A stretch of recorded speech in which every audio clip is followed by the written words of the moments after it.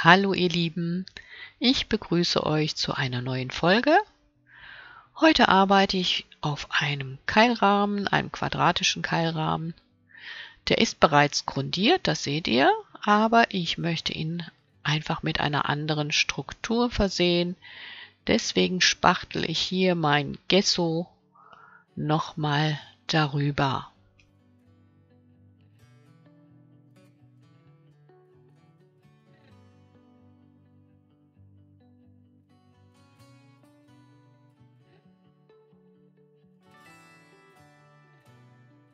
Ich möchte heute noch einmal abstrakt arbeiten und vor allen Dingen gleich auch etwas verdünnte Farben verwenden. Dazu gleich mehr.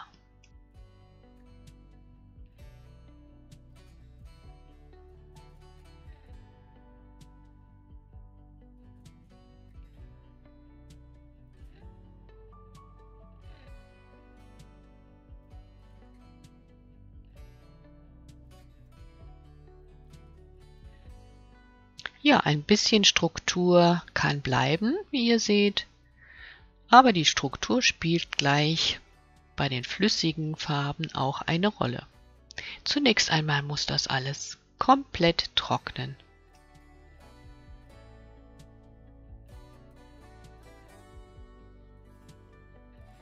Ich habe hier einen Vinylkleber, den nehme ich jetzt einfach mal anstelle Acrylbinder, also ihr könnt auch Acrylbinder nehmen.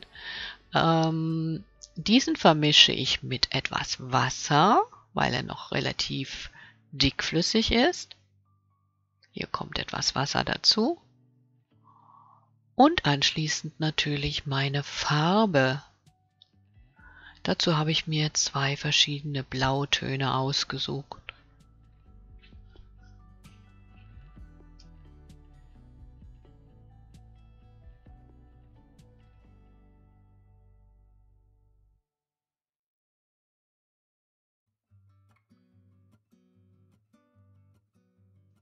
Mit einem Palettmesser vermische ich das Ganze und schau mal, wie flüssig oder wie dickflüssig das wird.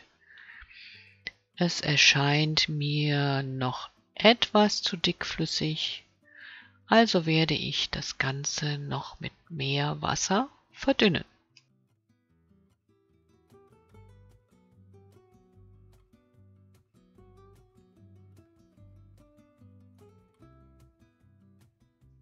Hier kommt also noch Wasser hinzu.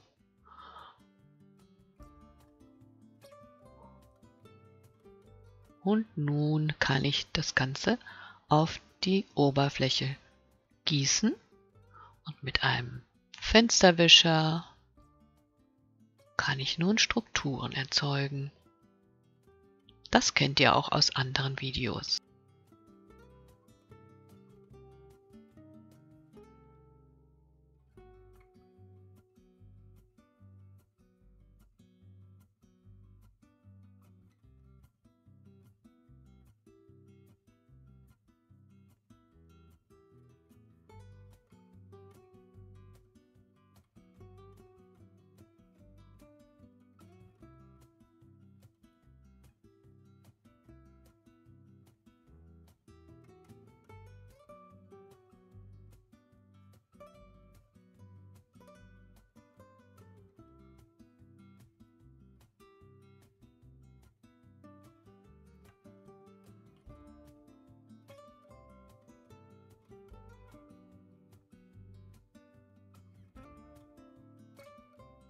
Ich reinige kurz den Keilrahmen von der Unterseite, damit er später nicht anklebt, denn das Ganze muss jetzt erstmal trocknen.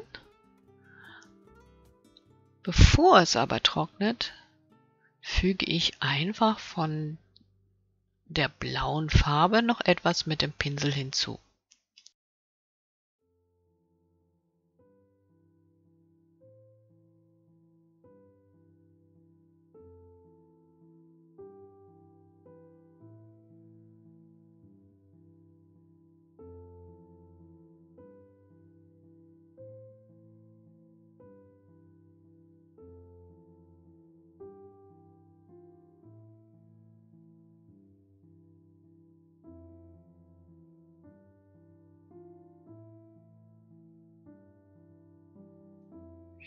Hier seht ihr, wie die Strukturen des Gessos eine Rolle spielen, aber nach dem Trocknen hat auch die mit dem Kleber vermischte Farbe so ein paar neue Strukturen entwickelt. Sie ist etwas aufgerissen. Das finde ich auch sehr spannend.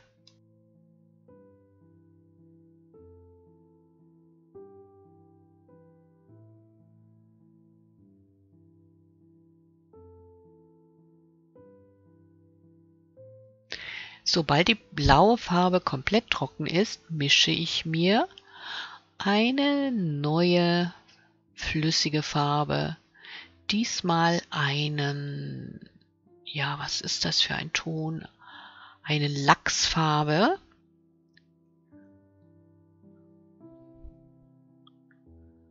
Der ist noch relativ dickflüssig und lässt sich nicht so ohne weiteres verpusten.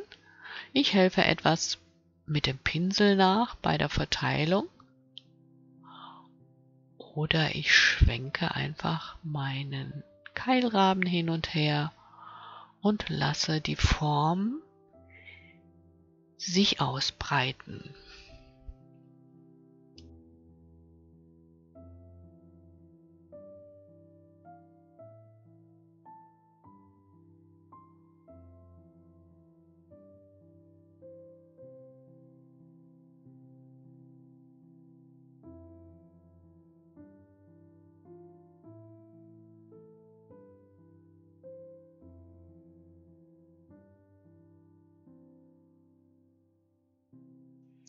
Weil es so schön war, das Ganze nochmal mit einem Weiß.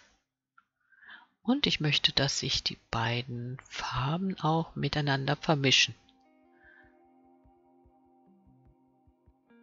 Das Weiß habe ich mit der wässrigen Lösung nicht so ganz komplett vermengen können. Das heißt, es sind auch noch einzelne dickere Farbpartikel drin. Das soll mich aber jetzt nicht stören. Vielleicht gibt das später auch ganz interessante Effekte.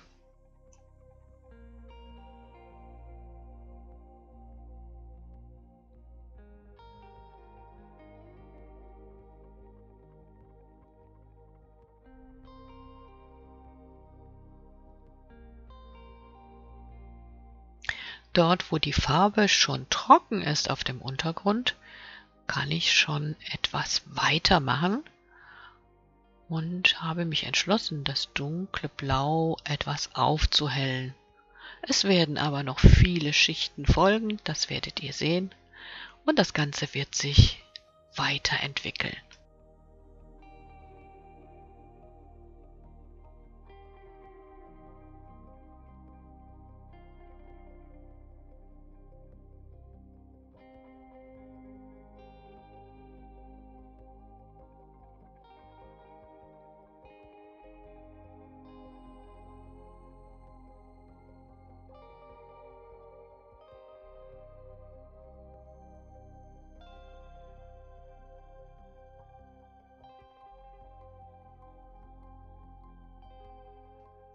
Wenn ihr meine Videos schon kennt, wisst ihr, dass ich auch sehr gerne dann später einiges zudecke. Und das mache ich hier.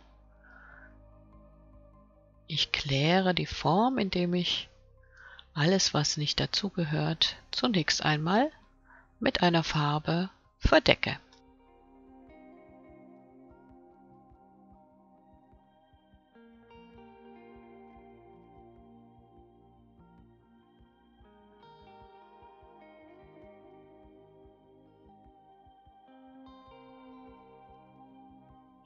Die flüssige Farbe hat jetzt schon eine ganze Weile getrocknet und ich habe keine Geduld. Das heißt, ich tupfe einfach an den Stellen, wo die Farbe noch flüssig ist, mit einem Papiertuch die Feuchtigkeit weg. Das mache ich manchmal. Eigentlich hätte ich es auch ganz trocknen lassen können.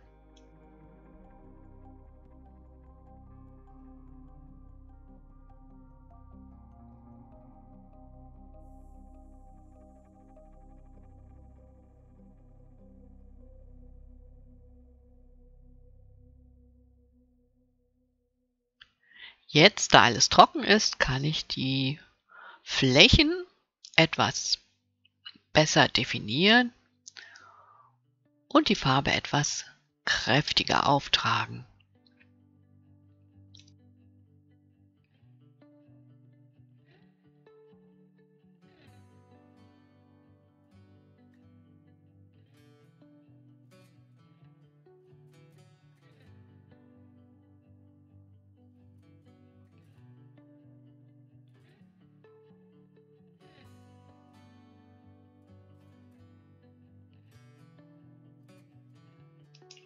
Hier seht ihr, wie ich mit einem feuchten Tuch Farbe sehr transparent und dünn über die getrocknete Farbe darüber wische.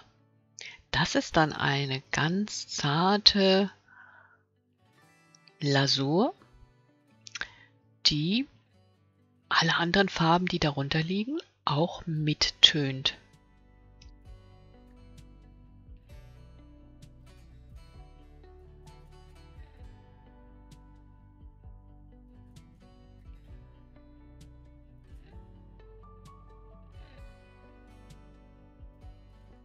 Beim abstrakten Arbeiten drehe ich gerne mal die Leinwand um und arbeite jetzt einfach kopfüber weiter, weil ich habe ja noch keine Ahnung, was es werden soll. So habe ich eine neue Sicht auf die Dinge und kann andere Aspekte in den Blick nehmen.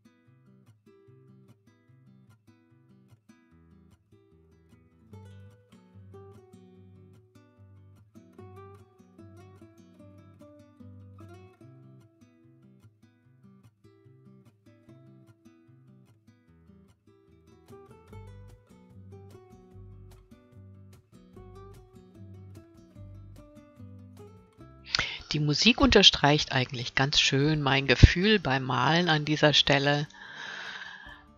Es ist einfach eine ganz entspannte Spielerei.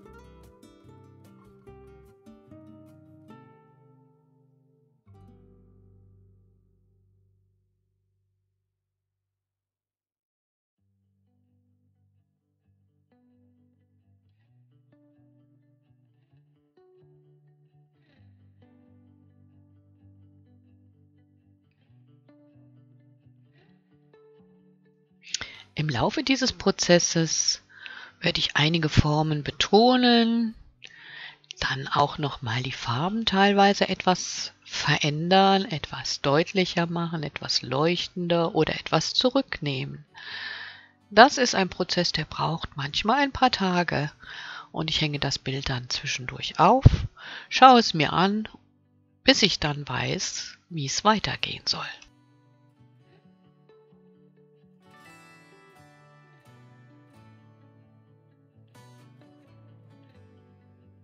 Hier seht ihr mein vorläufiges Endergebnis.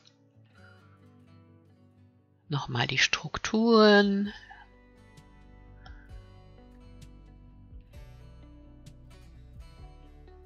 Die Farben, teilweise mehrere übereinandergelegte Schichten. Ich bin zufrieden. Ich hoffe, es hat euch Spaß gemacht. Bis bald!